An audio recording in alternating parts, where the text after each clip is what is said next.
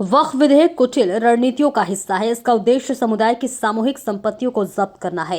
वक्फ bill संशोधन के खिलाफ विरोध प्रदर्शन के बारे में जंतर मंतर अनुमति पर विरोध का आयोजन कर रहे इस बिल को लेकर आज दिल्ली निजामुद्दीन में एक प्रेस कॉन्फ्रेंस के द्वारा मीडिया के लोगों से बातचीत की गई, जिसमें शाहीन कौसर ने, जो दिल्ली की राज्य उपाध्यक्ष social democratic party of India से हैं, उन्होंने बिल के बारे में किया कुछ कहना है। और इसी के साथ डॉक्टर आइए खान, इस्लाम खान और भी उनके साथ कई कार्यकर्ता मौजूद है। सुनवाते हैं।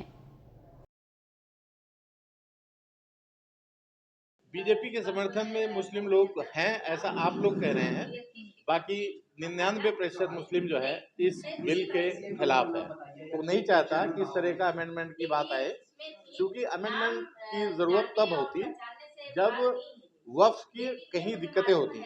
दिक्कतें जो हैं वो सरकारों द्वारा पैदा की गई हैं, जैसे वक्फ में स्टाफ की कमी होना, वक्फ का चेयरमैन सरकार का नुमाइंदा होना। अगर अमेंडमेंट करना था तो इसे पूरी तरह से फ्री करके मुस्लिम के जरिए इलेक्शन करा के और मुस्लिम को चेयरमैन बनाते, तो उसके बाद अगर ऑडिट वगैरह होता तो अच्छा होता है। लेकिन ऐसा नहीं कर रहे हैं। मतलब चेयरमैन जो है सरकार का बनाया होगा, जो सरकार का गुलाम होगा। आज तक वक्फ की जितनी जायदादें कुरद बुरद की गई हैं वो सिर्फ चेयरमैन इनका होने के कारण हुई है। पहले ही जिस तरह लोगों ने तमाम मुस्लिम समुदाय के लोग जंतर मंतर पर आए थे, अभी कुछ दिन पहले ही हिंदू समाज के लोग सारे इकट्ठे होकर समर्थन रखे। उसके बारे में क्या कहेंगे? देखिए, असल में हिंदू समाज आप नहीं कह सकते, चंद शरारती बीजेपी के लोग हैं जो जिनका ना तो हनुमान चालीसा मंदिर में होता है, ना होली मंदिर में होती है। उनको मस्जिद के दरवाजे पर उनका हनुमान चालीसा होता है और मस्जिद के दरवाजे पर उनका जो है होली दिवाली होती है। तो मैं तो वो कहता हूँ कि उन्हें आना चाहिए मस्जिद में, क्योंकि हमारे यहाँ तो मस्जिद में कोई रुकावट नहीं है। लेकिन वो बेचारे इतने भोले हैं कि मंदिर छोड़ दिए, मस्जिद में दाखिल नहीं हो रहे हैं। तो ऐसे जो लोग जो अधर्मी है, ना उधर के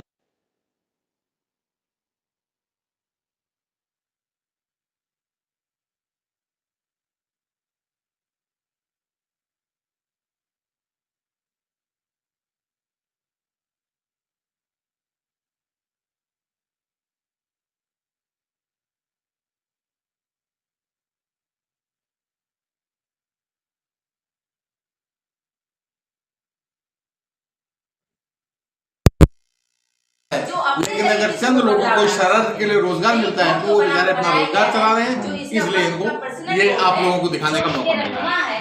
जो मुस्लिम क़यादत है उन तंजीम को कमजोर बनाने की कोशिश की है, उनको गलत तरीके से इम्प्लीमेंट करने की कोशिश की गई है। तो आज ये नहीं होता। अगर सरकार की नीयत साफ होती तो और भी मुख्तलिफ इसके तरीके थे और उस तरीके से इस पे काम किया जा सकता था और जो कब्जा किए हुए लोग हैं इसको आज़ाद कराया जा सकता था।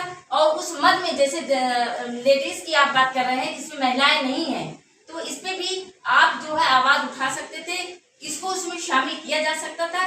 लेकिन जिसके सुपुर्द आज तक ये हैंडवर्क रही और उसके ही डायरेक्शन में इसको फॉलो किया गया, तो उसको लेकर साथ में इसको किया जा सकता है। मुझे कुछ याद है, अक्सर लगभग 17-18 वर्ष पहले डॉक्टर एम एजाज अली हैं, वो उस समय राज्यसभा सदस्य थे, उन्होंने मांग की थी इसमें अमेंडमेंट होने की। तो क्या आप एजाज अली के समर्थन में हैं या उनके विरोध में हैं? क्योंकि मांग तो उन्होंने की थी एजाज अली साहब ने। देखिए, मैंने उसको पढ़ा नहीं कि आपने जो मुझसे जो है सवाल आप कर रहे हैं, क्योंकि मैं जवाब उस पर दूँ पूरी तरह से उस पर एग्री हूँ जब तक कि मैं सेटिस्फेक्शन मुझे नहीं होगा एजाज साहब ने क्या उसमें सवाल किया था और किस तरह से विरोध उन्होंने किया था, क्या मुतालबा उनका था। जब तक कि मैं उसको देखूंगी नहीं, पढ़ूंगी नहीं, मैं इस पर कोई जो है रिएक्शन नहीं दे सकती। मैडम, बात ये चाहिए कि आप जो बिल पास हो रहा है, बात बिल पे आई है कि पास हो कि सरकार का, इसमें सरकार का मतलब क्या है इस बिल में पास होने की? मुद्दा हम भटक गए हैं। बिल फिलहाल ये है कि अब बिल पास हो रहा, सरकार को इसमें घुसना चाहिए नहीं घुसना चाहिए। मैंने इससे पहले बोला कि सरकार की नीयत अगर साफ होती तो इसमें इन्वॉल्वमेंट नहीं होता सरकार का। सरकार इससे पहले कई जो है हमारे सामने ऐसे मुद्दे लाकर खड़ा किया है जिसमें सरकार को इन्वॉल्वमेंट की जरूरत नहीं थी। लेकिन चूंकि आज उस पर बहस नहीं हो रही है, सवाल उस पर नहीं है हो रहा है, सवाल ये से है इस पे हो रहा है कि ये जो अमेंडमेंट बिल है क्यों लाया जा रहा है। देखिए, इससे खतरनाक ये है कि ये सरकार जो है डायरेक्ट अपने कब्जे में लेगी और इसको खरीदो फरोख्त अपने तरीके से करेगी और इसमें जो मुसलमानों के अंदर है इसको बेदखल कर देगी। हमें इस बात से एतराज है और मुसलमान जो मुस्लिम कम्युनिटी के जो अजदाद हैं, जिन बुजुर्गों ने, जो दानवीरों ने इसको दान किया अल्लाह के नाम पर, उससे मुसलमानों को कहीं न कहीं बेदखल किए जाने की पूरी तरह से साजिश है सरकार की और इसमें हम सेटिस्फाई बिल्कुल भी नहीं है।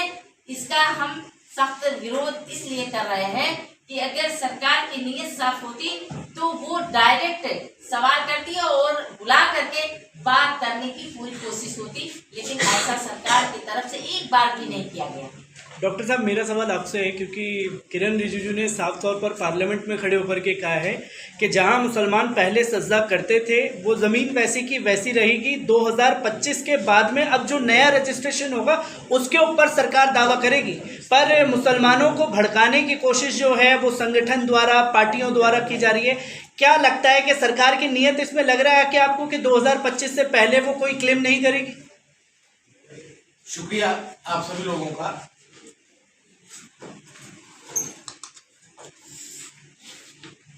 चाहे वो किरण रिजिजू जी हो या भारतीय जनता पार्टी के तमाम लोग, ये सब के सब सिर्फ और सिर्फ मुसलमानों को धोखा देकर मुसलमानों के नाम पर राजनीति करते हैं और ये किसी समाज के हित ऐसी नहीं है। समाज के हित में ये कभी काम नहीं करते, ये धन्ना सेठों के गुलाम हैं।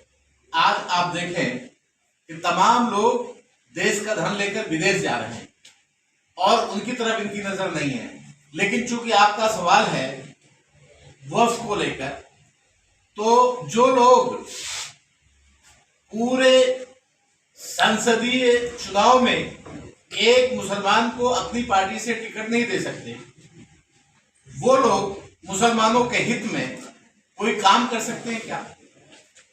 कुछ चीजें हैं जिनको लेकर जो स्थिति पैदा की जा रही भ्रामक, उनका कहना है कि इसमें महिलाओं का प्रतिनिधित्व नहीं है। तो आपके माध्यम से मैं उनसे पूछना चाहता हूं कि महिलाओं का प्रतिनिधित्व पहले से वक्फ बोर्ड में है, मुस्लिम महिलाएं उसकी मेंबर होती हैं। दूसरी चीज ये है, इनका कहना है कि कम से कम 2 लोग दूसरे धर्म के इस कमेटी में होंगे, वक्फ की कमेटी में। आपके माध्यम से मैं ये पूछना चाहता हूं, सिखों की गुरुद्वारा कमेटी में कोई दूसरा नहीं है, तमाम सनातन की अपनी मंदिरों की कमेटी में कोई दूसरा नहीं है, क्रिश्चियंस की कमेटी में कोई दूसरा नहीं है। अगर कहीं कोई दूसरा नहीं है तो ऐसा क्या कारण है कि जो मुस्लिम वक्फ की चीजें हैं उसमें किसी दूसरे को शामिल करने की जरूरत है? और इनकी नीयत के बारे में मैं आपको बताऊं, ये जिस रजिस्ट्रेशन की बात करते हैं, आपके माध्यम से मेरा सवाल है, किरण रिजिजू जी अगर जवाब दे सकते हो या मोदी जी जवाब दे सकते हो, तो इसी दिल्ली में अकनूती मस्जिद जो मेहरौली में थी, जो 600 वर्ष पुरानी थी, 600 वर्ष पुरानी, डीडीए हमारे यहां कब बना? 50 के बाद, और वो मस्जिद उससे 500 साल पुरानी, लेकिन उन्होंने क्या किया? उसको मिसमार कर दिया और क्या कह दिया कि वन की जमीन है। इनकी नीयत अगर ठीक होती, आप जिस निजामुद्दीन में आप प्रेस कॉन्फ्रेंस में बैठे भी हैं, इसी निजामुद्दीन में 1 किलोमीटर के दायरे में आप देखें तो हमारे बुजुर्गों के जहां आस्थाने हैं, जहां हमारा कब्रिस्तान है, वहां आज पैरामिलिट्री के लोगों को रहने की जगह दी गई है। अगर ये इनकी नीयत साफ होती तो हमारे कब्रिस्तान को सुरक्षित रहने देते, लेकिन ऐसा नहीं हो रहा है। इससे बड़ा क्लियर है इनकी नीयत कहीं भी साफ नहीं है, सिर्फ मुसलमानों को भ्रमित करने के लिए और अपने हिंदू वोट को, वो भी भारत का तमाम हिंदू मुसलमान आपस में मिलजुल कर रहना चाहता है, चंद शरारती लोगों को लेकर ये माहौल को खराब करके उधर हिंदू वोटों को पोलराइज करने के लिए ये सारे ड्रामे करते हैं। क्योंकि ये तो बात हुई बीजेपी की, वो तो कमजोर बनाने की कोशिश की है, उनको गलत तरीके से इम्प्लीमेंट करने की कोशिश की गई है। तो आज ये नहीं होता। अगर सरकार की नीयत साफ होती तो और भी मुख्तलिफ इसके तरीके थे और उस तरीके से इस पे काम किया जा सकता था और जो कब्जा किए हुए लोग हैं इसको आज़ाद कराया जा सकता था। और उस मद में जैसे लेडीज की आप बात कर रहे हैं जिसमें महिलाएं नहीं हैं, तो इस पे भी आप जो है आवाज उठा सकते थे, इसको उसमें शामिल किया जा सकता था। लेकिन जिसके सुपुर्द आज तक ये हैंडवर्क रही और उसके ही डायरेक्शन में इसको फॉलो किया गया तो उसको लेकर साथ में इसको किया जा सकता है। मुझे कुछ याद है, अब से लगभग 17-18 वर्ष पहले डॉक्टर एम एजाज अली हैं, वो उस समय राज्यसभा सदस्य थे, उन्होंने मांग की थी इसमें अमेंडमेंट होने की। तो क्या आप एजाज अली के समर्थन में हैं या उनके विरोध में हैं? क्योंकि मांग तो उन्होंने की थी एजाज अली साहब ने।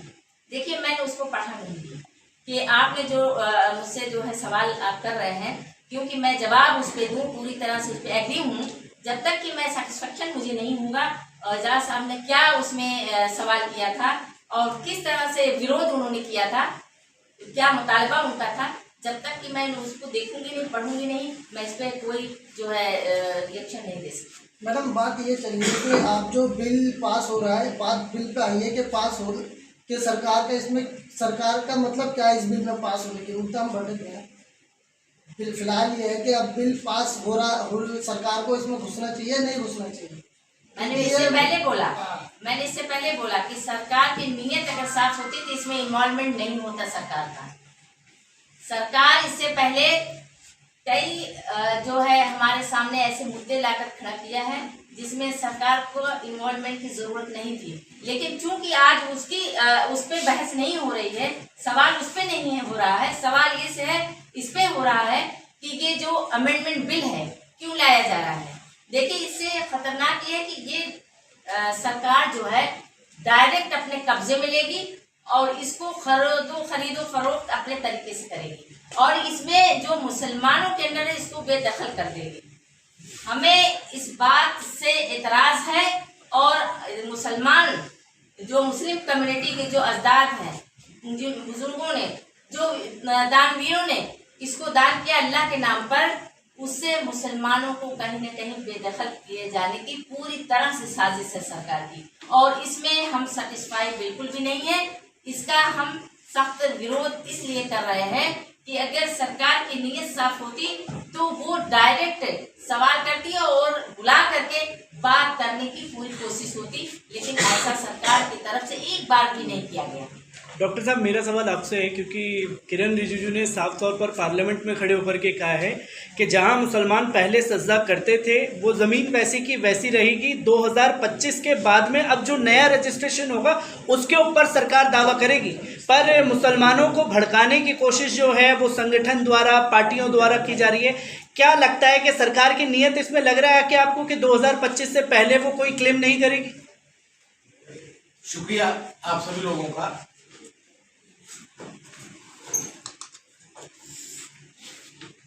चाहे वो किरण रिजिजू जी हो या भारतीय जनता पार्टी के तमाम लोग, ये सब के सब सिर्फ और सिर्फ मुसलमानों को धोखा देकर मुसलमानों के नाम पर राजनीति करते हैं और ये किसी समाज के हित ऐसी नहीं है, समाज के हित में ये कभी काम नहीं करते, ये धन्ना सेठों के गुलाम हैं। आज आप देखें कि तमाम लोग देश का धन लेकर विदेश जा रहे हैं और उनकी तरफ इनकी नजर नहीं है, लेकिन चूंकि आपका सवाल है वक्फ को लेकर, तो जो लोग पूरे संसदीय